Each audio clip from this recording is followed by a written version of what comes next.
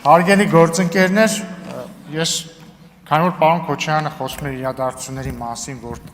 որոնց մասնակցել ենք այստեղ շատերս, համեստ մասնակցությամբ։ Ես ուզում եմ դրանց անդրադառնալ, բայց սկզբից մի, այսպես ասած, disclaimer անեմ, էլի։ Պարոն Քոչարյան, ես միշտ ինձ մի փոքր վատ եմ զգում ձեր ներկայությամբ կամ ձեր հետ հեռակա զրուցելիս, ձեր հոր մասին խոսելիս, որովհետև աշխարհի ամենահաճելի բանը չի, որդուն ասել, գիտես, ինչ կա, ես համարում եմ քո հայրը վատ քաղաքական գործիչ է կամ, չգիտեմ, վատ մարդ է կամ այսինչ է, այն ինչ է։ Բայց ես ստիպված եմ դա անել եւ ուզում եմ ասել, որ ես դա անում եմ բացառապես այն պատճառով, որ դուք падգամավոր եք քաղաքական գործիչ եք եւ այստեղ եք, այսինքն ձեր, օրինակ, ձեր ավագ եղբորը, եթե երբևէ հանդիպեմ, չեմ խոսի ձեր հոր մասին, որովհետեւ ինքը քաղաքական գործիչ չի։ Ինքը առնվազն քաղաքականապես որ համար պատասխանատու չի, իսկ դուք պատասխանատու եք այնպես, ինչպես ձեր կողքին նստած ձեր գործընկերները։ Պարոն Քոչարյան, դուք խոսում եք մարտի 1-ի մասին ու չգիտեմ, երևի հույս եք դրել, որ երիտասարդները, ովքեր այդ օրերին չեն ապրել, պետքա լսեն ձեզ, հավատան ձեզ։ Կամ ես չեմ բացառում, որ դուք այն ժամանակ լինելով երիտասարդ եւ ձեր հոր որդին, չգիտեմ, այսպես ասած, իրականությունը լավ չեք տեսել, կարող է ձեր տանը մենակ հմեկն է միացած եղել, այն ժամանակ էլ հայլուրով բոլորս գիտենք ինչ են ցույց տվել, հա? Եվ դուք դրան եք հավատացել, ես դա չեմ բացառում, իշխանությունը այդպես հատկություն ունի մարդուն իրականությունից կտրելու։ Բայց իրականությունը հետևյալն է, պարոն Քոչարյան, 2008 թվականի մարտի 1-ի առավոտյան ժամը քանիսն էր, 6-ին, հասկանում եք, ժամը 6-ին,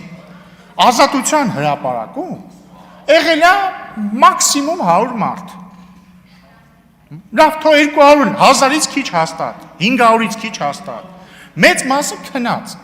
ժամը 6-ին հասկանում եք, առավոտյան ժամը 6-ին, ոչ մի բան չեն արել, միակ բանը, որ արել են, քնելն է եղել կամ խռացնելը։ Հատուկ ջոկատայինները եկել են, սկսել են բոլորին ծեծել, դուբինկեքով ծեծել։ Մարդիկ փախել են հետևներից վազելով, ծեծելով լարել են մարդկանց։ Հիմա խնդրում եմ ինձ ասել, այդ մարդիկ ինչ էին արել։ Ինչի են հատուկ ջոկատայինները առավոտ ժամը 6-ին եկել այդ մարդկանց դուբինկեքով զղկել։ Բացատրեք ինձ։ Հաջորդը ներողություն։ Ընդ որում ուշադրություն դարձեք, էլի խնդրում եմ այս իմ նկարագրածը համեմատեք վերջին տարիների իրադարձությունների հետ։ Ասենք 2 տարի առաջ մարդիկ եկել էին արքեպիսկոպոսի գլխավորությամբ, եկել բանը սիրարների այգու զաբորները ջարդել էին, ուզում էին գային ազգային ժողովի վրա, այդ ընթացքում ոստիկանությունը հատուկ միջոց մի ընդհատեք, հատուկ միջոց կիրառեց, դուք դա համարում եք ցեղասպանություն, բայց քնած մարդկանց առավոտվա ժամը 6-ին գալ դուբինկեքով սատկացնելը համարում եք, գիտեք ինչ կա, որ նորմալ է։ Սա խնդիր է, պարոն Քոչարյան, սա խնդիր է։ Հաջորդը։ Հա, ընդ որում հետո դնում եք ձայնագրություն, որ Նիկոլ Փաշինյանը ասում է իրեր վերցրեք, որ պաշտպանվեք։ Իհարկե պետք է իրեր վերցնեն, որ պաշտպանվեն, որտեղ ինքն է պաշտպանվել, որովհետև բա դրանից մի քանի ժամ առաջ հատուկ ջոկատայիններ եկել հարձակվել են մարդկանց վրա։ Բա ինչ եք ուզում։ Պարզ չի որ պիտի բարիկադավորվեն։ Ձեզնից չէ, ձեր հորից էին պաշտպանվում։ Հաջորդը, այնց հանգիստ եկել ասում եք, դե հա կարող է մարդիկ են եղել անմեղ, որ ձերբակալել են։ Չէ, կարող է չի, ասում եմ իմ հայրը ոչ մի հանցանք չի գործել, ընդ որում ոչ թե կարող է չի գործել։ Հաստատված է չի, որ չի գործել, որովհետև նույնիսկ ձեր հոր նախագահության օրոք, այո, մեղադրանքը հետա վերցվել եւ գործը կառչվել է ապացույցների բացակայության պատճառով։ Հիմա ինչ է ստացվում, այսինքն գալիս են առավոտվա ժամը 6-ին հատուկ ջոկատայինները մարդիկ ծեծում են, հետո գալիս իմ հորը եւ այտենց եւս մի քանի 100 հոգու ձերբակալում են ու դուք ասում եք դե լավ, հա, ես հպարտ եմ, դուք էլի հպարտ եք ձեր հորով։ Պարզ է, որ ցանկացած որդի պետք է հպարտ լինի իր հորով, բայց քաղաքականապես այդտեղ հպարտանալու բան ընդհանրապես չկա։ Ինչ վերաբերվում է մեղադրանքների, ընդհանրապես մեղադրանքների արդարացիությանը կամ ոչ, վերջերս է հրապարակվել մարդու իրավունքների եվրոպական դատարանի վճիռը, որը ֆիքսել է, որ այդ 10 մահերի պատճառը եղել է պետությունը, որը ղեկավարում էր ձեր հայրը Ռոբերտ Քոչարյանը։ Ապացուցված է դա ապացուցված է։ Եվ Նիկոլ Փաշինյանը այն ժամանակ դատապարտվել, մի խանգարեք ինձ, դատապարտվել է ապօրինի կերպով։ Հաջորդը դուք ասում եք եւ Սասուն Միքայելյանը եւ մյուսները կոնկրետ Նիկոլ Փաշինյանի մասին խոսեց, ասեցի, այո, եւ Սասուն Միքայելյանը, այստեղ դատապարտված մարդ ոնց որ չկա այդ գործով։ Հաջորդը ասում եք Ռոբերտ Քոչարյանի իշխանության օրոք տնտեսական ցուցանիշները, բոլոր ցուցանիշները այնպեսի լավն են եղել, որ ես հպարտանում եմ։ Ձեզ մի հատ ցուցանիշ ասեմ, դուք եկեք իրար հետ մտորենք, արժի հպարտանալ դրա համար, թե չէ։ 1998 թվականին, երբ որ Ռոբերտ Քոչարյանը ստանձնեց Հայաստանի նախագահի պաշտոնը, Հայաստանի եւ Ադրբեջանի ռազմական բյուջեների, այսինքն պաշտպանական բյուջեների հարաբերակցությունը, գիտեք ինչքան էր։ Մեկը մեկի, այսինքն նույնը, ինչքան Հայաստանի բյուջեներ, այնքան Ադրբեջանի բյուջեներ։ Եվ ուշադրություն, այդ թվին էլ բնակչության տարբերությունը մոտարապես կրկնակի էր, Հայաստանը մոտ 3 ու մի քիչ, Ադրբեջանն էլ այն ժամանակ եւի 7 ու մի քիչ կամ 8։ Այսօրվա պես շատ չէր, բայց էլի շատ էր։ Մեկը մեկ էր։ 2008 թվին այն նույն ժամանակ են հատուկ ջոկատայինները, որ մտան առավոտվա 6-ին մարդկանց ծեծեցին, հետո մարդկանց սկսեցին դատել։ Հարաբերակցությունը գիտեք ինչքան էր ռազմական բյուջեների։ Մեկը 5-ի։ Ադրբեջանի ռազմական բյուջեն 5 անգամ գերազանցում էր Հայաստանի ռազմական բյուջեն։ Բայց այդ տարիներին կամ եկա այլ բյուջե, որի հարաբերակցությունը աճում էր իօգուտ ձեզ, պարոն Քոչարյան։ Դա ձեր ընտանիքի եւ Հայաստանի մյուս քաղաքացիների ընտանիքների բյուջեների հարաբերակցությունն էր, որ ես չգիտեմ, ինչ դժվարանում եմ ասել, ինչ է, մեկը 10-ի, մեկը 20-ի, մեկը 100-ի։ Ուզում եք օրինակ իմ եւ ձեր բյուջեների հարաբերակցությունը ասենք ձեր ընտանիքը հավաքական ունի $200 միլիոն, մերը չունի ոչ մի $1 միլիոն։ Այս այդա հպարտանալու թիվ է, իրոք կարող եք հպարտանալ դուք, չգիտեմ, մի քանի հազար անգամ հարուստ եք ավելի։ Ես իրոք չէի ուզում միջամտել այս բանավեճին, բայց պատմական ճշմարտությունները չի կարելի կեղծել։ Ինչ վերաբերվում է ձեր հորը վերագրվող ձայնագրության մասով, ես գիտեմ, որ այն իսկական է, բայց շատ լավ, դու ելք էլ ասում եք իսկական չի, փորձաքննության տվեք, եկեք անկախ փորձաքննության տան։ Կամ դատի տվեք պարոն Ալեքսյանին, խնդրեմ, դատի տվեք պարոն Ալեքսյանին, փորձաքննություն տանք հասկանանք։ Խնդրում եմ, տիկին Վարդան, այսքանը շնորհակալություն, հիմա ելույթ կունենա Արփինե Դավոյան։ Շնորհակալություն, ազգային ժողովի մեծարգո նախագահ, քաղաքացիական պայմանագիր խմբակցության հարգելի պատգամավորներ, Ուժեղ Հայաստան խմբակցության հարգելի պատգամավորներ, եթե կուզի պարոն Ղազարյանը իրեն էլ կարա շարքի մեջ ներառի, Հայաստան դաշինքի հարգելի պատգամավորներ, ես ինչպես խոստացա նախ հայփոստի թեմային կանդրադառնամ, ոչ թե պարոն Կոնդերանին պաշտպանելու համար, ինքնին պաշտպանության կարիքը չունի, այլ որպեսզի մեր հասարակությունը մի քիչ ավելի լավ պատկերացնի իրականությունը, ինչու եմ անդրադառնում, որովհետև ես 2 տարի եղել եմ հայփոստի դիտորդ խորհրդի անդամ։ Հետո եթե ժամանակ մնա, մի քիչ էլ ընդհանուր տպավորություններով կկիսվեմ։ Ուրեմն նախ սկսենք տնօրենի մրցույթից։ Տնօրենները հայփոստում միշտ ընտրվում են մրցույթով, եւ մրցույթը անցկացնում է ոչ թե հայփոստի ղեկավարությունը, այլ դիտորդ խորհուրդը, որը ձևավորվում է ԲՏԱ նախարարության ներկայացուցիչներից, այլ կազմակերպություններից եւ եթե Հայաստան դաշինքի մեր գործընկերները ցանկանում են ավելի մանրամասն տեղեկություններ ստանալ, պիտի դիմեն ԲՏԱ նախարարությանը, համոզված են, որ այնտեղից իրենց սպառիչ ինֆորմացիա կտան։ Աշխատավարձերի մասով կամ հայփոստի վիճակի մասով, որ ասում եք աստղաբաշխական աշխատավարձեր են ստացել, ու նաեւ նշվեց, որ այդտեղ անտանելի պայմաններ են, այո, անտանելի պայմաններ են, ես 20 թվականին մտել եմ առաջին անգամ հայփոստի շենք, ձեզնից շատերը մտած կլինեն Սարյան փողոցի վրա գտնվող հայփոստի շենքը, այս նկարները կարամ ձեզ փոխանցեմ, որ ոնց որ Գրոզնին լիներ պատերազմից անմիջապես հետո։ Ու դա ընդամենը հաճախորդի աչքով, եթե որպես աշխատող էլ մի հատ իրանց սենյակները նայեք, կտեսնեիք մարդիկ ձմեռը վախենում էին անգամ պլիտա միացնել, որովհետև կարող է շենքը հրդեհվեր։ այդ վիճակն է եղել HiPost-ում, իսկ աշխատավարձերի մասով էլ չասեմ, որ ստացել են բազմապատիկ ավելի մեծ աշխատավարձներ, ու էլ չասեմ, որ նախկին պաշտոնյաների բոլոր հնարավոր հարազատները այդտեղ մի հնարավորի պաշտոնի վրա գրանցված էին էլի բարձր աշխատավարձերով։ Հիմա ես պարոն Ռուբինյանի կոչին հետևելով մաքսիմալ կոռեկտության շրջանակներում մենակ փաստերով կխոսամ։ Հա, մի բան էլ շահութաբերության ու վնասաբերության մասին որ խոսում եք, այս գրաֆիկը, պարոն Կարապետյան, սա EBITDA-ն է, սա պետական կառավարման անցնելու կետն է, տեսնում եք ոնց է նվազել, հետո ոնց է աճել։ Այս ձեզ կտամ, այս մեկը, սակագների մասին կխոսենք։ Երկրորդ, պարոն Խաչատրյան, HiPost-ը պետական բյուջեից ֆինանսավորում չի ստացել։ Մի հատ բան հասնեմ ձեզ, երբ որ ասում եք 522 միլիոն դրամի վնաս, այդ հաշվետվությունը կփոխանցեմ ձեզ, մի հատ նախորդ տարիների ցուցանիշներն կնայեք ու ամենահետաքրքիրը, պարոն Կարապետյան, հիշում եք, երեք ասում եք, որքան դիվիդենդ է ստացել պետությունը որպես բաժնետեր, պետական կառավարման անցնելուց հետո ասում եք 0։ Այս թուղթը փոխանցեմ ձեզ։ Այս թուղթը գիտեք ինչի մասին է։ Այն մասին է, որ պետությունը որպես բաժնետեր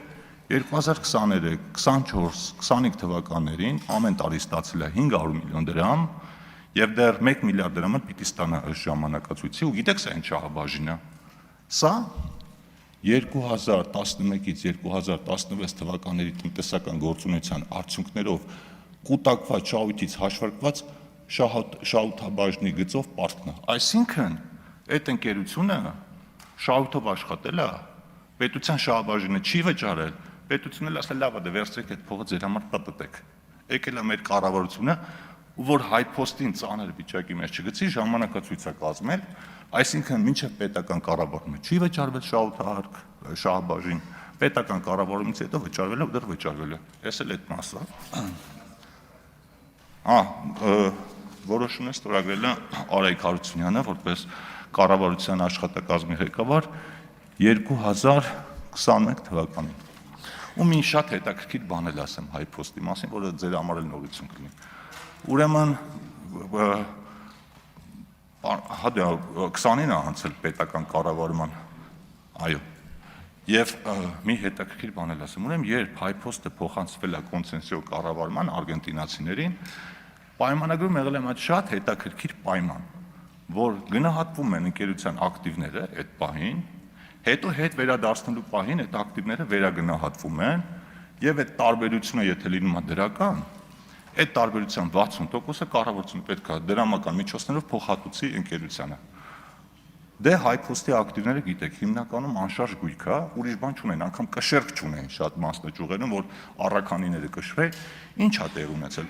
Ոչ նոր մասնաճյուղեր են կառուցվել, ոչ վերանորոգվել են, բայց զուտ անշարժ գույքի թանկացման այդ բնականon process-ի հետևանքով վերագնահատել են 2020 թվականին ու պարզվել է, որ HiPost-ի ակտիվները աճել են $12 միլիոն եւ կառավարությունը պիտի HiPost-ին $7 միլիոն փոխհատուցում տրամադրի։ Այդ է եղել ձեր ժամանակ, ձեզ չեմ ասում, ավելի շատ երևի են թևին եմ ասում, կնքված սուպեր պրոֆեսիոնալ կառավարման արդյունքը, որը մինչև հիմա մնում է։ Այս նկարները, այս որոշումները, այս ամեն ինչը կփոխանցեմ ձեզ, բայց ես մի առաջարկել ունեմ։ Քանի որ HiPost-ը գտնվում է ԲՏԱ նախարարության տիրույթում, մենք առաջիկայում լավ առիթ ունենք ու ազգային ժողովը ամենահարմար հարթակն է, որպեսզի մենք ավելի մանրամասն այդ թեմայով քննարկումներ ունենանք։ Ես ձեզ սիրով կհրավիրեմ HiPost-ին էլ, ԲՏԱ-ին էլ այս բոլոր ցուցանիշների մասով քննարկումներ կունենանք, կհասկանանք ինչա տեղի ունեցել։ Եվ քանի որ ժամանակ կա, չեմ ուզում ամեն գնով սպառեմ, բայց ուզում եմ մի երկու բանով կիսվեմ։ Տեսեք, մենք ըստ էության այս երկու օրը իրար ուսումնասիրում ենք։ Դե Հայաստան դաշինքին ուսումնասիրելու բան չկա, 5 տարի ուսումնասիրել ենք։ Հիմա մենք ձեզ ենք ուսումնասիրում, դուք մեզ, ձեզնից մի մասին մինչև էտել ենք ճանաչում, հեռակա կարգով իրար այդ բանավիճել ենք, արձագանքել ենք, բայց այնպես տետ-ա-տետ խոսակցության առիթ չի եղել ու պարոն Կարապետյան, ձեր ելույթը ինձ մոտ հույս առաջացրեց, որ մենք իրոք կարող ենք բարեկիրթ կոռեկտության սահմաններում թեկուզ իրար սուտ քննադատելով առաջ գնալ։ Գիտեք ինչ, մեր մոտ էլ կա բաներ, որոնց մասին մենք հիմա պիտի խոսենք, օրինակ, որ ասում եք մենք մենակ մեր օրակարգն ենք առաջ տարել։ Ես հիշում եմ իմ 8 տարեկան աղջիկը, երբ որ YouTube-ով ինչ-որ բան էր նայում, ու մեջտեղը ընկնում էր ձեր այդ գովազդի տակ դրած ադրբեջանցիների տեսահոլովակները, ու ինձ հարցնում էր, ճիշտ է, ես մտածում եմ, երբ է գալու այն օրը, երբ որ գամ ասեմ, այդ ով է արել, ով է այդ հիվանդ երևակայությամբ մարդը, որ տես բան է մտահաղացել ու եթեր է հեռացակել, բայց ու էլի բաներ կասենք, օրինակ պարոն Ղազարյանը ասում է,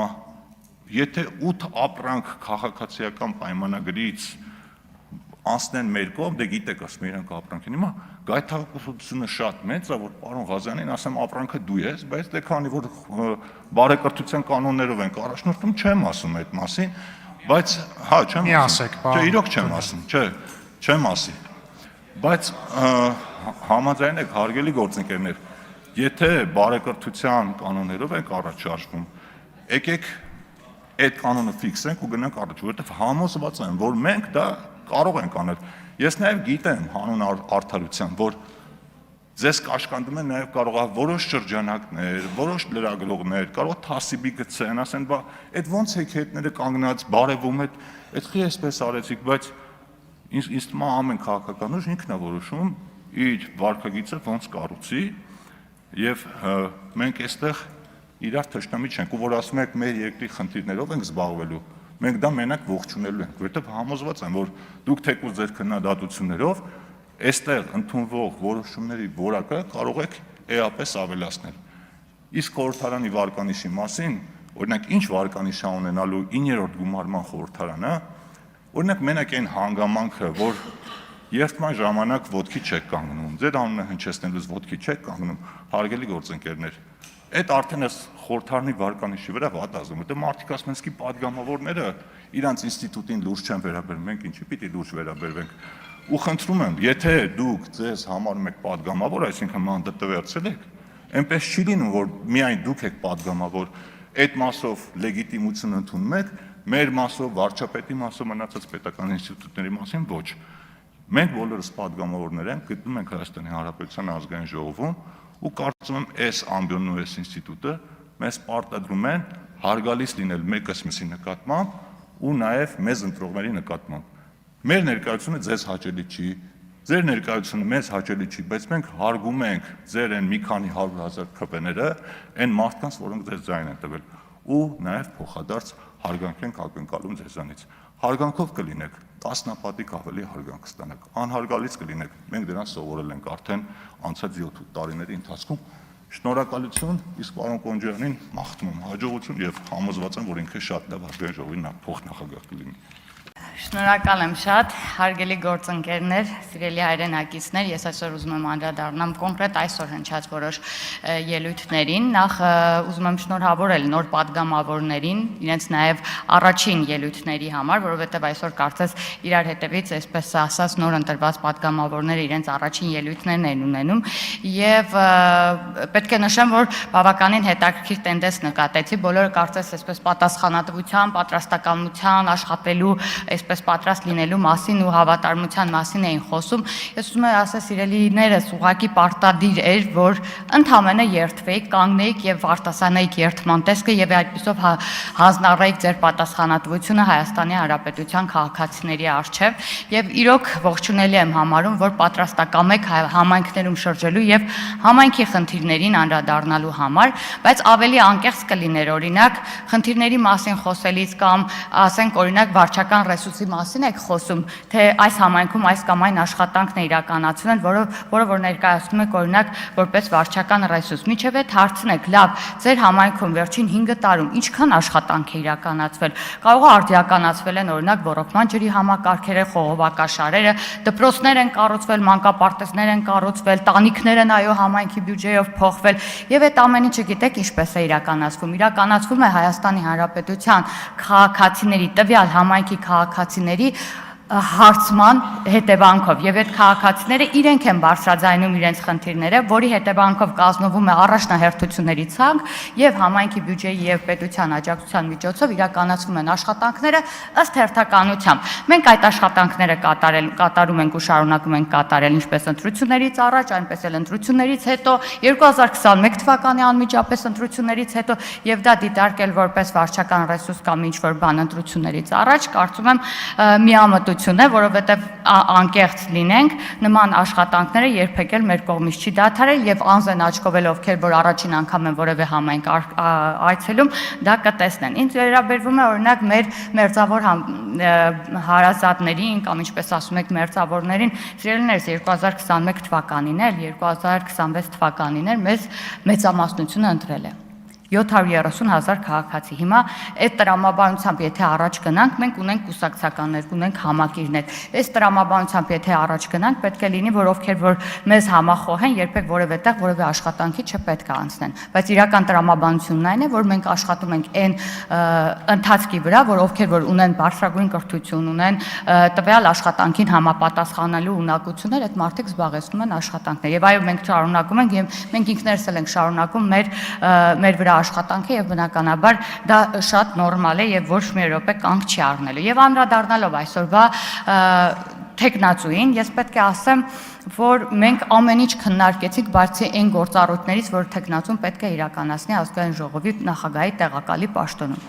Ազգային ժողովի կանոնակարգ սահմանադրական օրենքի 6-րդ հոդված։ Ես մինչև այսօր չեմ լսել որևէ բովանդակային մեկնաբանություն, թե օրինակ Հայկ Կոնջարյանը ինչի չպետք է բան զբաղեցնի այդ պաշտոնին։ Ես խնդրում եմ բոլոր այն հայտարարությունները, որոնք այսուհետ իրականացնելու եք այստեղից, վերջում նշեք ինչով է դեմ Հայկ Կոնջարյանի տեխնացությունը այս 4 կետերին, որոնք որ առաջադրված են ազգային նախագահի տեղակալի պաշտոն ընտրվելու եւ գործառույթներ իրականացնելու համար։ Եվ ի վերջո միշտ մտքում ունեցեք ելույթ ունենալով, որ մենք հայփոստի տնօրեն չենք ընտրում։ Շնորհակալ եմ։ Մեծարգո նախագահ, ձեզ շնորհավորում եմ ընտրվելու կապակցությամբ։ Շնորհակալ եմ։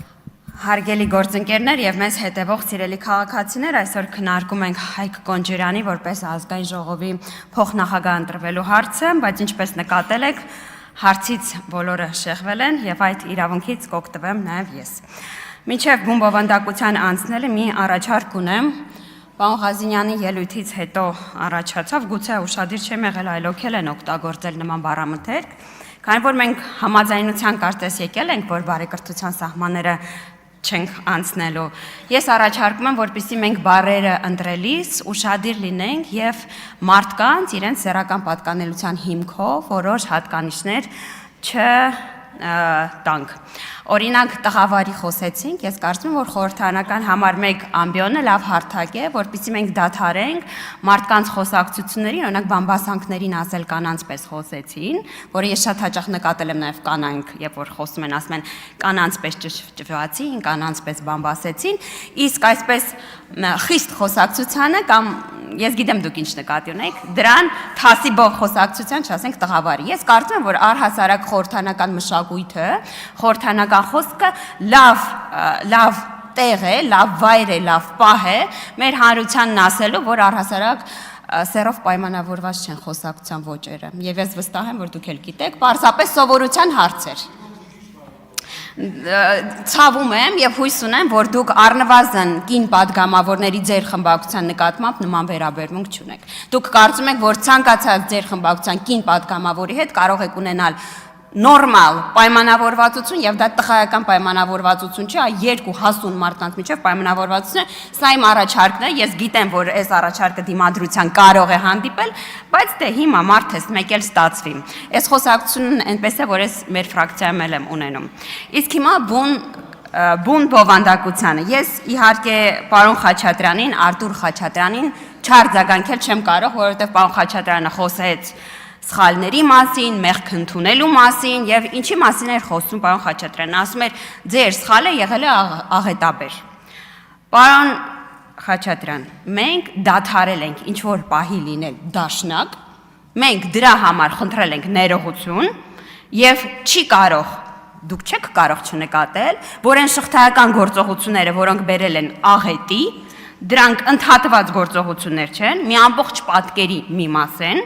Եվ մենք ներողություն ենք խնդրել այդ վարքագծի մասին, բայց ակնկալում ենք, որ դուք էլ ունակ եք ինքնահայեցողության, որ դուք նույնպես կարող եք նկատել,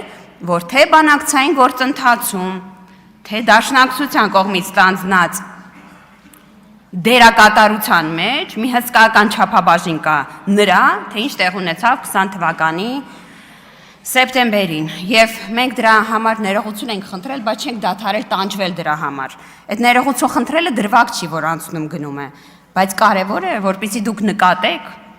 թե ձեր կողմից, առհասարակ այս երկու կողմից տարվող արտաքին քաղաքականության արդյունքում մենք ինչի առաջ ենք կանգնել։ Պարոն Խաչատրյանը շատ հաճախ սիրում է խոսել բանակցային տարբեր փաթեթների մասին։ Այն օրը կրկին խոսեց Քիվեստի մասին։ Պարոն Խաչատրյան, մենք այս մասին խոսել ենք 21 թվականի ընտրություններից առաջ։ Իդեպ պարոն Խաչատրյանի աթոռի հետ եմ զրուցում, ստեղ չի, ուղղակի ես սովորության միշտ թեքվում եմ ակնկալելով հանդիպել հայացք։ Մենք խոսում ենք բանակցությունների մասին, բայց այս ամենի մասին մենք խոսել ենք 21 թվականի ընտրություններից առաջ, 26 թվականի ընտրություններից առաջ, ամբողջը գաղտնազերծել ենք, այս մասին խոսակցությունը դադարել են եւ ընդհանրապես դուք շահեկան դիրքերում չեք խոսելու Լեռնային Ղարաբաղի բանակցությունների շուրջ, որտեղ եւ որ վարչապետը այս ամբիոնից դադարելով լինել դաշնակցական, ասում էր, որ պետք է նշաձողը իջեցնենք, դուք չեք համաձայնել դրան, դուք շարունակաբար կրկնել եք նույն սխալը, էս է մեր եւ ձեր տարբերությունը, էս է նրա պատճառը, որ 21 թվականին վեր ընտրվել ենք, 26-ին վեր ընտրվել ենք, որովհետեւ դուք չեք նկատում, որ այդ խոսույթը էլ ընկալելի չի Հայաստանի Հանրապետությունում, որ Լեռնային Ղարաբաղի հարցով այլևս ոչ իշխանության կարող է զգալ, ոչ իշխանություն պահել։ Օրինակ Տիկին Մարիաննա Ղաղրամանյանը այս ամբիոնից 300,000 ադրբեջանցիներ վերադարձին ի հակափաստարկ, ասում է 22 թվականն Ալիևն ասել է։ 22 թվականից անակնկալ ասեմ, եղել է 23 թվականը, 24 թվականը, 25 թվականը, օգոստոսի 8 է եղել։ Ես չեմ հասկանում ինչի համար է պետք գալ եւ այստեղ ասել, որ 22 թվականն Ալիևն ասել է։ 22 թվականից հետո Հայաստանի Հանրապետությունը եւ Ադրբեջանը նախաստորագրել են խաղաղության պայմանագիրը։ Ստորագրել են Վաշինգտոնյան խաղաղության հռչակագիրը։ Եվ ես ընդհանրապես հավակնություն չունեմ ասելու, թե Հայաստանն ու Ադրբեջանը լուծել են բոլոր կնճռոտ հարցերը։ Բնականաբար չեն լուծել բոլոր կնճռոտ հարցերը, բայց Հայաստանն ու Ադրբեջանը համաձայնել են այսուհետ, որ բոլոր կնճռոտ հարցերը կարգավորելու են խաղաղության տրամաբանության մեջ։ Օրինակ պարոն Կարապետյանն այստեղից ասում է, խաղաղության պայմանագիրը չի սպասարկում մեր կենսական շահերը։ Եթե պարոն Կարապետյանն այս ձևակերպումն օգտագործեր միջև այն պահը, որ մենք հրապարակել էինք խաղաղության պայմանագիրը, ես հենց կհասկանայի, որովհետև օրինակ այն խմբակցության ներկայացուցիչները խաղաղության պայմանագիրը հրապարակումից առաջ ասում են, որ այնտեղ Միջանցքի շուրջ համաձայնություն կա, որ ինքը մի աղետաբեր փաստաթուղթ է, բայց եւ որ իդեպ ինչեւ հիմա ԱԳՆ-ի կայքում կա խաղաղության պայմանագիրը հրապարակվեց, ես չեմ հասկանում դրա շուրջ մանիպուլյացիաները։ Կամ դուք ուզում եք ասեք, որ հայ քաղաքացին ունակ չէ հայերենով տեքստ կարդալ եւ այն մեկնաբանել, կամ դուք առնվազն ճշմարտություն չեք ասում այդ քաղաքացիներին, որտեղ խաղաղության պայմանագրի բոլոր հոդվածները պաշտպանում են Հայաստանի Հանրապետության տարածքային ամբողջականությունը, սուվերենությունը։ Կողմերը հաստատում են, որ միմյանց նկատմամբ չունեն տարածքային եւ քաղաքական պահանջներ, այսինքն քաղաքական սուվերենությունը նկատի ունեցող պահանջներ եւ այլն։ Ես չեմ հասկանում, ինչի համար են պետք է այս մանիպուլյացիաները խաղաղության պայմանագրի շուրջ։ Օրինակ ես այս 300,000 ադրբեջանցու թեման շատ հաճախ նմանացնում է Միջանցքի թեմային։ Միջանցքի շուրջ խոսակցությունները նույնիսկ չէին դադարել այն պահին, եւ որ կար թրիփի մասին համաձայնություն։ Գալիս այստեղից ասում են. Հայաստանը ասել է Միջանցք լինել։ Իդեպ դրա էպոպեա չէ ուզում ասել, բայց դրա այդ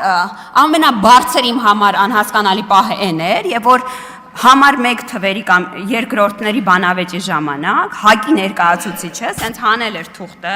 կարդում էր թրիփը, կարդում էր սուվերենություն տարածքային ամբողջականություն եւ շարունակում էր այն անվանել Միջանցք։ Ժողովուրդ, նայեք, կան թեմաներ, որոնց շուրջ անել մանիպուլյացիաներ, իմաստ չկա։ Համար 1 արտաքին ոլորտում խաղաղության պայմանագիր, իմաստ չկա, հրապարակված տեքստ է։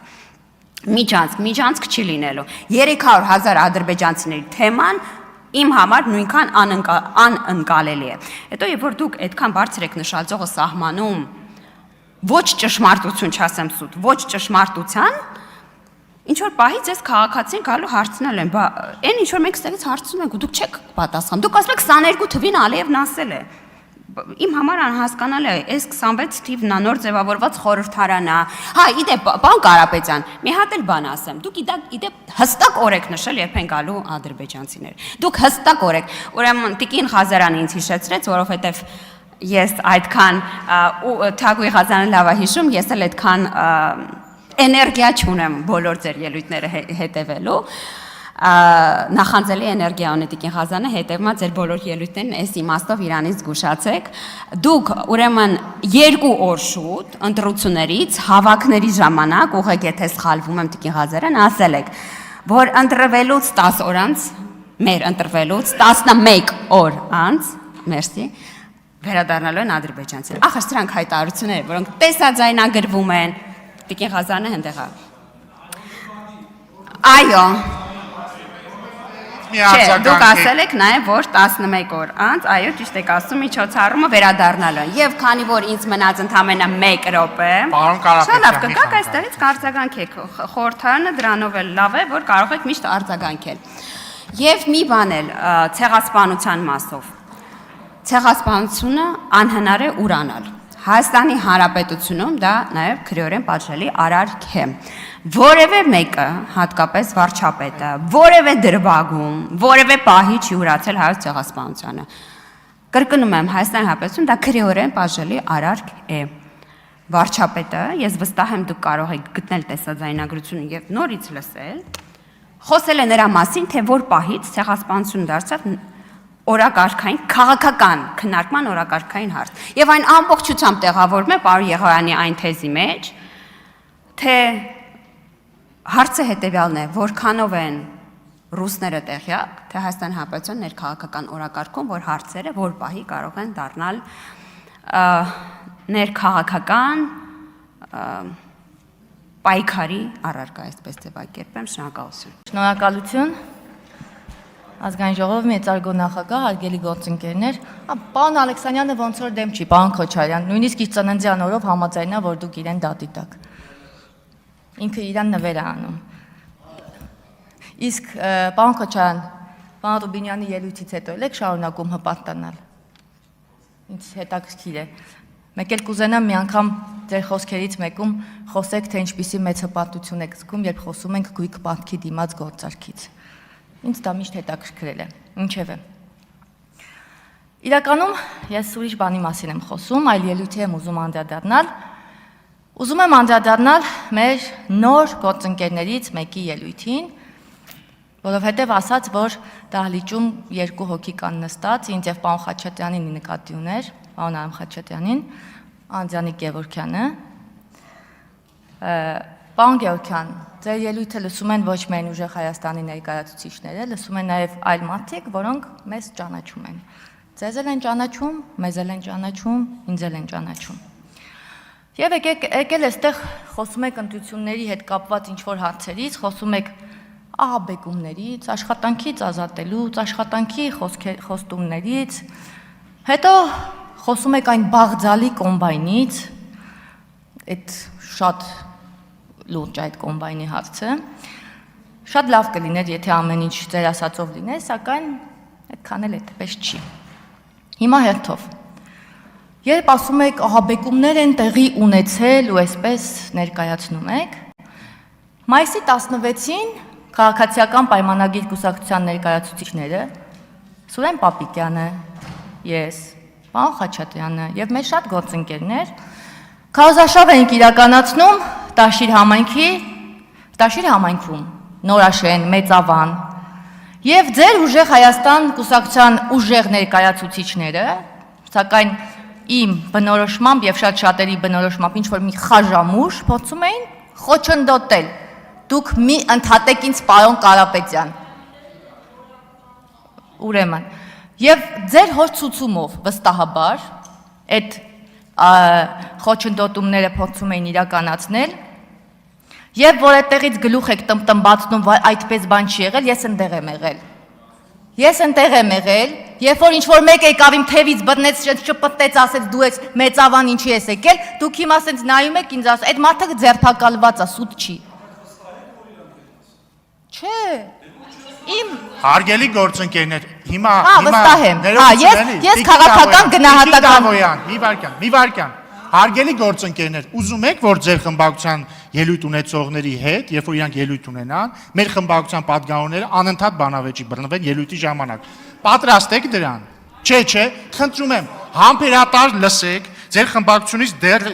երկու ելույթ ունեցող էլ կա։ Եթե բան ունեք ասելու, ասեք, թող ասեն։ Հիմա խնդրում եմ, մի դիալոգի մեջ իմ հետ մտեք, ոչ մի վերավորական արտահայտություն չի արվել, շարունակեք ձեր ելույթը, Տիկին Դավոյան, մի ընդհատեք Տիկին Դավոյանը։ Ես ագին վարքյաններ կոչեցի, խնդրում եմ նկատի ունենալ։ Վերականգնեք Տիկին Դավոյանի ժամանակ։ Ես իմ կարծիքները եւ իմ գնահատականները տալիս եմ, եթե համաձայն չեք, ելույթով արձագանքեք։ Եվ այդտեղ որոշ մարդիկ իրենց շատ վատ էին պահում եւ փորձում էին խոչընդոտել մեր քարոզարշավը։ Ես կարող եմ այդտեղ բնորոշել, այդ որ ասում եք ահաբեկում էիք մեզ, բա այդտեղ ինչ էր կատարվում, այդ ինչ փորձ էր։ Քրեական օրենսգրքով հետապնդվող արարք եք կատարել, պարոն Վարդևանյանին հարցրեք կասի, քարոզարշավի խոչընդոտումը, որ մեքենաներով փակել էին, այն որ մենք քայլում ենք, մեր դեմը կանգնել էին, բազմաթիվ տեսանյութեր կա, ձերբակալված անձինք կան, կալանավորված անձինք կան, ոչ մի բան չի եղել, ես հորինում եմ, խնդիր չկա։ Ասում եմ հունիսի 7-ի ժամ 2-ին վարչապետի հայտարարությունը։ Ժողովուրդ ջան, ընտրությունից մի ամիս առաջ ձեր ուժը, ձեր հակասահմանադրական վարչապետի տեխնացուի մասնակցությամբ կառավարության նիստեր էր գումարում, հրապարակում, կառավարության նիստում օրենքներ էր ընդունում, կառավարության նիստում իհարկե օրենք չի ընդունվում, օրենքների նախագծերն ընդունվում ուղարկվում է ազգային ժողով։ Եվ այս մարդիկ դեռ խոսում են վարչապետի հայտարարության մասին։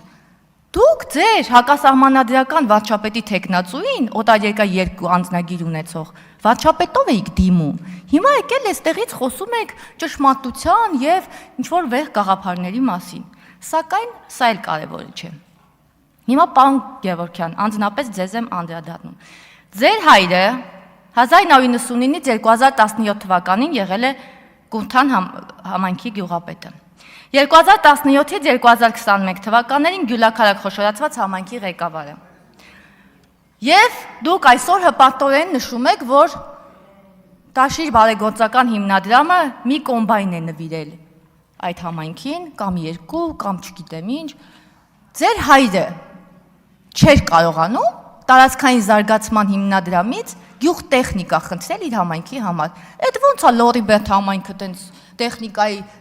տեխնիկական հագեցվածություն ունի, մեր ձերը չուներ։ Այդ ինչի չուներ։ Այդ որ 99 թվականին գյուղապետ էր դարձել, գիտեք, չէ, ես էլ վարդաբլույթ թորեմ եւ հոփացու։ Մոտիկա կպածա։ Ուզում եմ այդ գիտեք ինչ եմ ասում, մեր լորի մի խոսք կա, չի ասում, գեղից մատ կա։ Խոսելուց մի քիչ մտածեք։ Գյուղից խոսելուց մի քիչ մտածեք։ Իսկ ինչու չկար կոմբայն։ Ինչու չկար։ Կարողա կար, հետո չկար։ Գիտեք ինչի չկար։ Ես հիմա մեր բոլոր գործընկերներին եւ մեր քաղաքացիներին դրա մասին էլ կպատմեմ։ Չկար, որովհետեւ չէր ուզել։ Չկար, որովհետեւ չէր ուզել, որ ունենար։ Իսկ ինչու։ Որովհետեւ կարդում եմ հրապարակային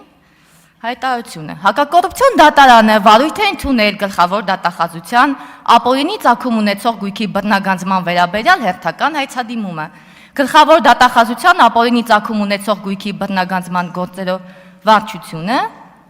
պահանջ է ներկայացել դատարանին Լոռու մարզի Գյուլաքարակ համայնքի նախկին ղեկավար Մհեր Վարդանի Գևորգյանից եւ նրա հետ փոխկապակցված անձանցից հօգուտ Հայաստանի Հանրապետության բռնագանձել 5 անշարժ գույք, 1 շարժական գույք, 23 միլիոն դրամ, որպես ապօրինի ծագում ունեցող դրամական միջոցների մնացորդ, 92 միլիոն 313 հազար դրամ, որպես օրինական եկամուտներով չհիմնավորվող, ապօրինի ծագում ունեցող եւ բարեխիղճ ձեռբերողների փոխանցած կամ չնույնականացված դրամական միջոցների հանրագումար։ Դա ձեր հոր մասին է։ Քարոզարշավի մասին հավելեմ։ Երբ քարոզարշավ էր, քարոզարշավի ընթացքում ձեր հայրն էր հիմնականում ձեզ համար քարոզարշավանում։ Տուն առ տուն մտնում էր մարդկանց մոտ եւ ասում էր. «Ընտրեք իմ տղային, որ իմ ունեցվածքը ձեռքիցս չխլեն, ընտրեք, որ ինձ համար լավ լինի, որ մեզ համար լավ լինի, որովհետեւ մենք խնդիրներ ունենք, որ էլ խնդիրներ չունենանք»։ Քարոզարշավն էլ այդ տոնայնությամբ էր տարվում։ Դուք կարող եք արձագանքել, կարող եք չարձագանքել, սա փաստական ես կարդացի։ Դրա համար այդ կոմբայնով ուրախանալու փոխարեն, այդ կոմբայնի գովազդի մեջ նկարահանվելու փոխարեն, կարող էր ձեր հայրը այդ ամբողջ տարածքի վրա այնքան ներդրում ունենալ համայնքային եւ պետական միջոցներով, որ դուք այսօր հանգիստ կարող եք գալ եւ ասել իմ հայրը այդտեղ գյուղապետ է եղել, համայնքապետ է եղել, մենք այսքան բան ենք արել։ Բայց դուք այստեղ եկել եք դառնալով падգամավոր, բարեգործական հիմնադրամներով եք ուրախանում։ Դուք պետական պաշտոնյան տարբերեք այլ գործունեությամբ զբաղվող անձանցից։ Պետական պաշտոնյան իր գործառույթներն է իրականացնում այլ կերպ եւ այլ ձևերով։ Կարող եք նաեւ կարդալ օրենսդրությունը կապված պետական պաշտոնյաների հետ։ Այսքանն եմ ուզում ասել եւ մի գործընկերել ունենք, վստահ եմ, որ շուտով նա էլ ելույթ կունենա, ձեր գործընկերը, ձեր կողքը նստած Վրույր Այվազյանը, պարոն Այվազյան, որ ելույթ ունենալու լինեք, մի քիչ խորը դուք էլ մտածեք, էլի, մի քիչ էլ ձեր մասին կպատմեմ, շնորհակալություն։ Ազգային ժողովի մեծարգո նախագահ, հարգելի խորհրդարան, սիրելի քաղաքացիներ, ողջունում եմ ձեզ։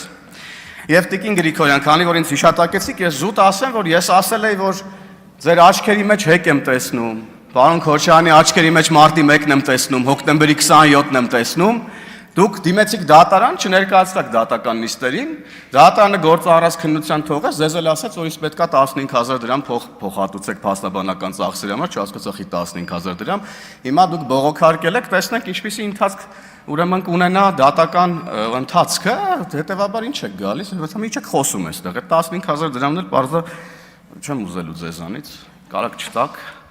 Հա, տանեք բան, ավտոմեքենայի գույքար կմուծեք օրինակ, կարակ դրա վրա ծախսեք։ Եվ քանի որ անդրադարձած ձեր խմբակցությանը, պարոն Քոչարյանի ելույթին չեմ կարող չանդրադառնալ։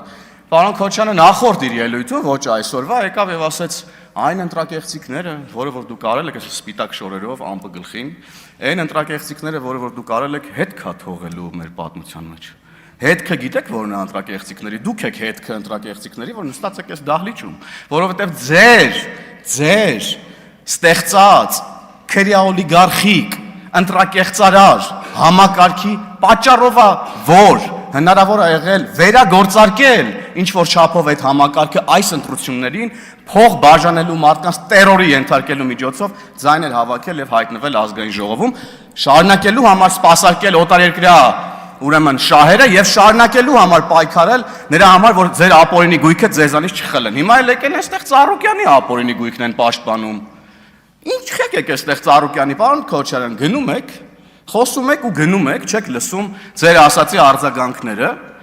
ուստեղ ասում եք ուրիշտեղ, ուրիշ հարթությունում մենք կլուծենք այս հարցը, որ իմ հոր մասին այսպիսի բան եք ասում։ Նախ մենք ձեր հոր մասին չենք ասում, մենք ասում ենք Հայաստանի երկրորդ նախագահի աթոռը զավթած Ռոբերտ Քոչարյանի մասին, ով այո ձեր հայրն է, բայց դուք նրա խմբակցությամբ падգամավորն եք եւ ստանձնել եք այն քաղաքական պատասխանատվությունը եւ շարունակում եք այն քաղաքական հետագիծը, որը ձեր հայրն է ունեցել։ Եվ եթե իմաստեղ ասում եք ուրիշտեղ ուրիշ հարթությունում այդ հարցերը կլուծենք, որ ուրիշտեղ որտեղ կարող է հոկտեմբերի 27-ին ազգային ժողովում դուք ոնց որ թե այդ է ձեր հարցը լուծելու ձևը մարտի 1-ով հոկտեմբերի 27-ով 2003 թվականի ընտրություններից եք խոսում, ասում եմ հայրն էլ է 49% ձայն հավաք։ Դուք ընդհանրապես մի հատ էլ գնացեք տեսանյութերը նայեք 2003 թվականին Հայաստանի Հանրապետության Երևանի փողոցներում ինչ էր կատարվում։ Մահակներով մարդկանց գլուխն եք ջարդում հետ ընտրական գործընթացների ժամանակ, ելս ինչ եք խոսում։ Ում եք դուք ընդհանրապես գժիտեղ դրել։ Եվ ազգային ժողովի նախագահի տեղակալի քննարկումն է տեղի ունենում, բայց իմ մոտ ընկալում է ոնց որ թե հայփոստի գործունեության վերաբերյալ լսումներ կամ քննիչ հանձնաժողովի եզրափակիչ մաս ենք ինչ որ լսում։ Ժողովուրդ ջան, հարցեր ունեք, բոլոր լծակները, ռեսուրսներ ունեք դուք արդեն որպես իշխանության մաս օրենսդիր, քննիչ հանձնաժողովներ ստեղծեք, հրավիրեք համապատասխան պաշտոնյաներին, տվեք հարցադրումները, ստացեք հարցադրումները, գոհ մնացեք կամ գոհ մի մնացեք, եկեք ստեղից ձեր ելույթներն ունեցեք։ Հիմա ասենք, ինչի մասին ենք մենք ընդհանրապես խոսում։ Պետական կառույցների, աշխատավարձերի եւ պետական կառավարման ներքո անցած ընկերությունների աշխատավարձերի մասին ենք խոսում, համեմատում եք, դե ասում են մասնավորը հասկացանք, որ այսքան փող է տալի, պետական կառավարման ներքո լինող եղող կառույցների աշխատավարձերը խի այդպես բարձր։ Հա բա ամենալավ ծառայությունը իր քաղաքացիներին պետքա պետություն է մատուցի։ Բա պետքա բարձր լինեն պետական ծառայողների եւ պետության համար ծառայություն մատուցող ընկերությունների աշխատակիցների եւ հատկապես ղեկավար կազմի աշխատակիցները, որ Հայաստանի Հանրապետության քաղաքացին պետությունից ստանա ամենալավ ծառայությունները։ Դուք դա պետքա լավ իմանաք, պարոն Կարապետյան, որպես բիզնեսի գիտակ, հեծի նաև խորհրդի անդամ եւ այլն եւ այդպես շարունակ։ Գիտեք, հեծը հիշեցի, որ հեծից խոսում եք, եկեք նայեք ստեղ ասեք, այդ ինչու են հեծի աշխատակիցները ընդդիմադիր հանրահավաքներին մասնակցում։ Եկեք ստեղ ասեք, դրա մոտ պարզաբանում արեք։ Կասեք, պարոն Ղազինյան, ինչու են աշխատանքից ազատվելու սպառնալիքի տակ հեծի աշխատակիցները մասնակցում ուրեմն ընդդիմադիր հանրահավաքներին ամենատարբեր ժամանակներում։ Գգակ եւ այստեղից կպարզաբանեք եւ ինձ զարմացնում է եք դուք խառնվում իրար պետականացնել բառից։ Պետականացնում են ապօրինի գույքը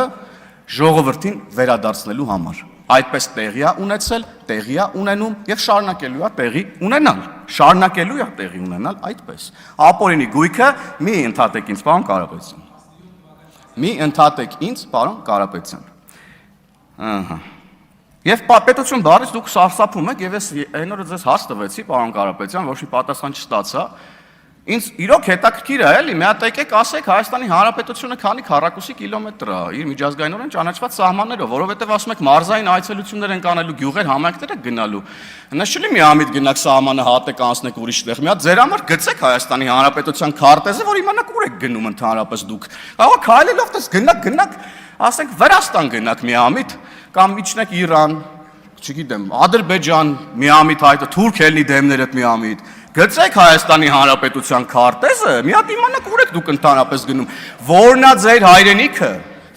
է ձեր հայրենիքը։ Պատասխանեք այդ հարցին, պարոն Ասլյան, մի ընդհատեք ինձ իմ ելույթի ժամանակ, ես ձեզ խնդրում եւ հորդորում եմ, հարգելի գործընկեր։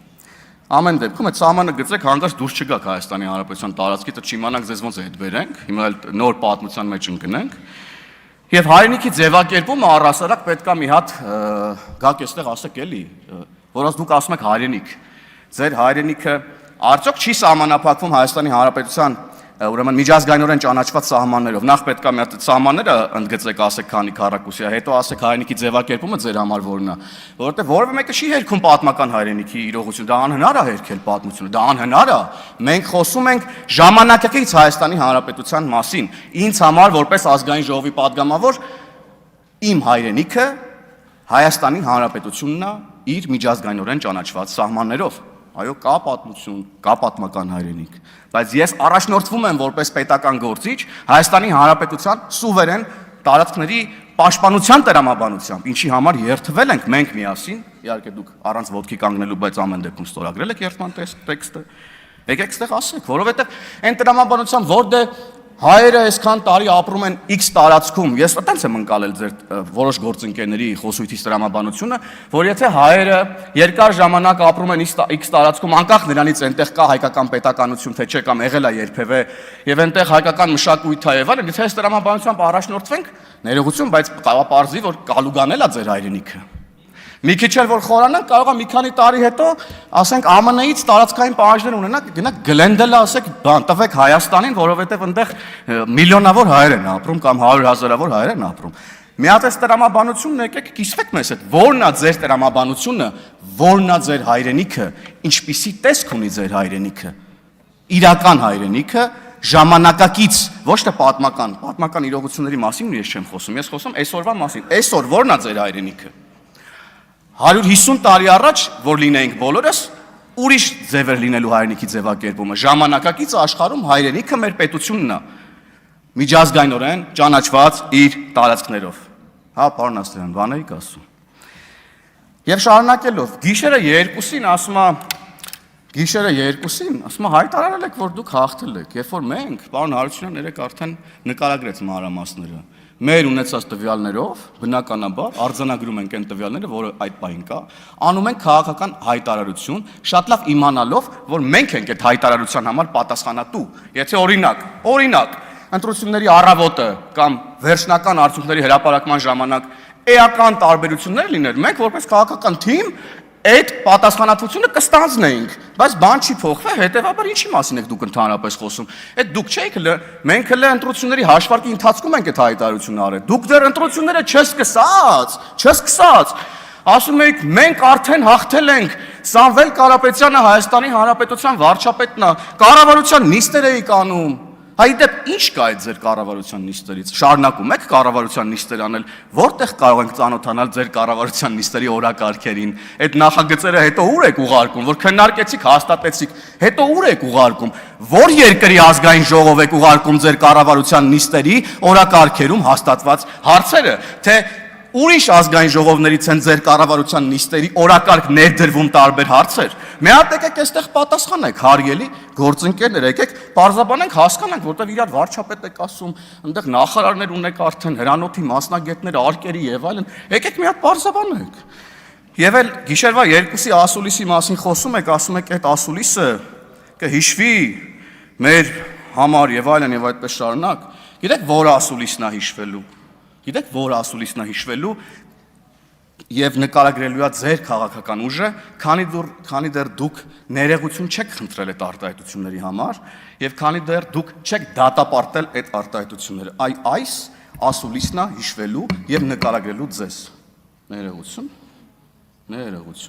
Դեպքն է արդեն, որ նախ սա երկրորդ դեպքն է արդեն, որ հայ սակրավորը պայթում է Հայաստանի տարածքում հայ զինվորի կողմից տեղադրված ականի վրա։ Մաղթում ենք, որ դա վերաբերվի բոլորին։ Ինչքան հայ սակրավոր կմտնի ականապատ դաշտ, ցանկանում ենք, որ ընդեղից դուրս բերվի նրա մարմինը կամ Անջատեք պարոն Հովհաննիսյան։ Ներողություն ես վերարտադրելու համար։ Պարոն Կարապետյան, այս ասուլիսն է հիշվելու եւ այս ասուլիսն է նկարագրելու ձեր խմբակցությունը, քանի դեռ դուք որպես խմբակցության ղեկավար ներողություն չեք խնդրել սրա համար եւ չեք դատապարտել այս հայտարարությունը։ Ես չեմ ուզում հավատամ, որ ձեր շարքերում այս կարծիքի մարդիկ կան, չնայած որ այդ մարդը ձեր շարքերում է նստած։ Ազգային ժողովի հարգելի նախագահ, հարգելի գործընկերներ, սիրելի ժողովուրդ։ Այս ամբիոնից հնչում են հայտարարություններ, որոնց հետ ես մեղմ ասած հաշտ չեմ։ Ճիշտն ասած, ուզում էի անդրադառնալ Լևոն Քոչարյանի հայտարարություններին, բայց ոնց որ միշտ էլի աթոռները դատարկ են։ Այդ մարդկանց մոտ սովորություն է գան հայտարարությունները անեն, արագ լքեն դալիճը, որպեսզի չլսեն իրենց հայտարարություններին արված պատասխանները։ Թերևս ստիպված եմ երկխոսել վերջիններիս աթոռների հետ։ Ճար չկա, ուրիշ ինչ անենք։ Լևոն Քոչարյանը հայտարարում է, որ հպարտանում է։ Փորձենք հասկանանք ինչի համար է հպարտանում։ Հոկտեմբերի 27-ի համար է հպարտանում։ Մարտի 1-ի համար է հպարտանում։ Պապլավոկի զուգահանում Պողոս Պողոսյանի սպանության համար է հպարտանում։ Այն քաղաքական հետապնդումների ու սպանությունների համար է հպարտանում։ Ինչի համար է հպարտանում։ Ափսոս դալիճում չէր։ Հուսով եմ գոնե կարձագանք էր տեղից։ Երկրորդ, այս նույն խմբակցությունից անընդհատ ինչ-որ փորձեր են արվում այս ամբիոնից քաղաքացիական պայմանագիր կուսակցության պատգամավորներին մեղադրել ինչ-ինչ կոռուպցիոն գործարքների մեջ։ Չասագիտեք, հասկանում եք, որ պահան է, որ ասում է իրենց աչքի գերանը չեն տեսնում, փորձում են մեր աչքերում փուշ փնտրել։ Ժողովուրդ ջան, մի հատ ձեր կողքը բոլորը նայեք, ձեր կողքը նստած է Լևոն Քոչարյանն է։ Ում հայրը Ռոբերտ Քոչարյանը այսօրվա օրով մեղադրվում է ապօրինի հարստացման համար։ Դատախազությունը 200 միլիոն դոլարի գույք է պահանջում Ռոբերտ Քոչարյանից։ Բայց նույն խմբակցության պատգամավորները, որ այս ամբիոնից գալիս են, ելույթ են ունենում, ինչ-որ կոռուպցիոն դեպքեր են փորձում փնտրել գտնել։ Բա մի օր ձևի համար Ռոբերտ Քոչարյանին հարկ չեն տվել, թե այդ ոնց եղավ, որ նախագահի 400,000 դրամ աշխատավարձով հանկարծ միամիտ դարձար Աֆրիկայում ոսկու հանքի տեր։ Դարձար Հունաստանում առանձնատան տեր։ Աֆրիկայում էկզոտիկ կենթանիների որսի էր մասնակցում ու ըստ մամուլի հրապարակումների ամեն արած կենթանու որսի համար $50,000 գումար էր վճարում, վերջում էլ թամբում ու նկարվում էր։ Բա մի հատ հարց չեք տալիս ձեր առաջնորդին։ Փորձում եք կոռուպցիա փնտրել մեր մեջ։ Հիմա անդրադառնամ մեր վայ հայրենասերներին։ Այս ամբիոնից հայտարարություն է հնչում, թե Ադանան մեր հայրենիքն է, մեր հայրենիքի մի մասն է։ Հիմա փորձենք հասկանանք, եթե Ադանան ձեր հայրենիքն է, ձեր հայրենասիրության մոդելը ո՞րն է, կամ այդ Ադանայի համար մինչ օրս ինչ եք արել, եթե Ադանան համարում եք ձեր հայրենիքը։ Պարոն Կարապետյան, միգուցե պարտադիր ժամկետային զինծառայություն եք անցել Ադանայում։ Ճիշտ է, Հայաստանի Հանրապետությունում չեք անցել այդ ծառայությունը, կրկնակի հետազոտություններից էլ խուսափում եք, բայց միգուցե Ադանայում եք անցել պարտադիր ժամկետային զինծառայություն։ Ձեր հայրենիքն է։ Ադանայում ինչ եք արել, գործարաններ եք հիմնել, աշխատատեղեր եք ստեղծել, բարեգործություններ եք անում, հարկեր եք վճարում, բայց ձեր հայրենասիրության մոդելը ինչով է դրսևորվում։ Քյաբաբով, գիտեք ինչ կա, ես չէի ուզում հուսալ, որ բանը դրան կհասնի, բայց եթե ձեր հայրենասիրության մոդելը քյաբաբով է դրսևորվում, ես ցավում եմ ձեզ համար։ Չհարցը գիտեք ինչումն է, մարդիկ գալիս են երկրի թիվ 1 քաղաքական ամբիոնից կանգնում հայտարարություններ են անում, հայրենասիրական, հուսալով, որ այդ հայտարարությունների համար համակրանքի կարժանանան ու իրենց կծափահարեն զուտ նրա համար, որ այդ տեսեք մարդը Ադանան համարում է իր հայրենիքը։ Լավ, ինչ եք արել Ադանայի համար, ինչ եք պատրաստվում անել հայրենիքի համար, Ադանայի համար։ Ասեմ ձեզ, ոչ մի բան, չեք արել ու վստահ եմ, չեք էլ անելու։ Ընդամենը փուչ հայտարարություն էր այս ամբիոնից արված, հուսալով, որ դրա համար ձեզ կծափահարեն, կասեն, այ տեսեք ինչ հայրենասեր մարդ էր։ Ընդամենը այդքան բան, բայց պարոն Կարապետյան, վաղուց Հայաստանի Հանրապետությունում անցել են այն ժամանակները, երբ որ այդ փուչ հայրենասիրական հայտարարությունների համար մարդկանց ապահարում են ու հայրենասեր են համարում։ Ու այո, նաև անցել են այն ժամանակները, երբ շարքային ընդդիմադիր գործիչի կերպարում ձեզ կարող եք թույլ տալ ամեն տեսակ հայտարարություն անել։ Այդ թվում օրինակ ինչպես ապրիլի 24-ին ցեղասպանության զոհերի հուշահամալիրի դիմաց հայտարարեցիք, որ Լեռնային Ղարաբաղը ստեղծման օրվանից ճանաչված անկախ հանրապետություն է եղել։ Վերահաստատում եք, պարոն Կարապետյան, այդ հայտարարությունը։ Լեռնային Ղարաբաղը ստեղծման օրվանից ճանաչված անկախ հանրապետություն է եղել, թե ոչ, հուսով եմ կարձագանքեք սրան հաջորդ անգամ, կամ կհերքեք, կամ կվերահաստատեք։ Հերքելու դեպքում ձեր մեջ համարձակություն կգտնեք դրա համար ներողություն խնդրել, որ կեղծիք եք հայտնել։ Չնայած այդ համարձակության մասով էլ մի փոքր կասկածներ ունեմ, որովհետև համարձակության բացակայությունն է թերևս վկայում նրա մասին, որ մինչ օրս ձեր խմբակցության անունից ներողության հայտարարություն չի հնչել ձեր падգամավորներից մեկի արած հայտարարության համար, որ ցանկանում է սակրավորների մահը։ Պարոն Կարապետյան, այս ամբիոնից երեք եկել եք, ներկայացնում եք ինչ-որ օրենքներ, փորձում եք առաջ բռնել հակասաֆարովյան օրենք։ Արգել ենք ադրբեջանցիներին երկար մնալ մեր երկրում, ճիշտ եմ հասկացել, 10 օրից ավել չկարողանան մնալ մեր երկրում, չկարողանան գույք, անշարժ գույք եւ հող ձեռք բերել մեր երկրում։ Շատ լավ։ Գիտեք ինչ կա,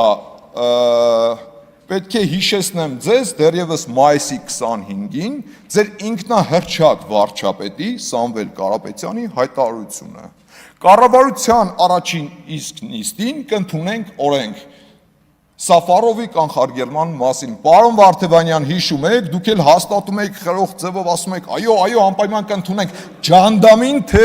կառավարության նիստերին օրենքներ չեն ընդունվում։ Կարևորը վստահ եք դուք ձեր քայլերի մեջ։ Պարոն Կարապետյան, ձեր քաղաքական առաջնորդը Սամվել Կարապետյանը կառավարության նիստին օրենք է պատրաստվում ընդունել։ Դուք եկել եք ստեղ մեզանից, ինչ եք ուզում։ Ով ենք մենք, որ ընդհանրապես քննարկման առարկա սարքենք ձեր ինքնահռչակ վարչապետի որոշումները։ Մենք այդքան կանք, կարևոր է այդ մարդը վստահ ձևով իր որոշումը կայացրել է։ Գնացեք, ձեր կառավարության նիստերը գումարեք եւ օրենքներ ընդունեք ձեր կառավարության նիստերում։ Դրա փորձառությունը դուք վաղուց արդեն ունեք։ Այդ հարցում մենք ձեզ չենք կարող օգնել։ Կներեք եւ շնորհակալ եմ։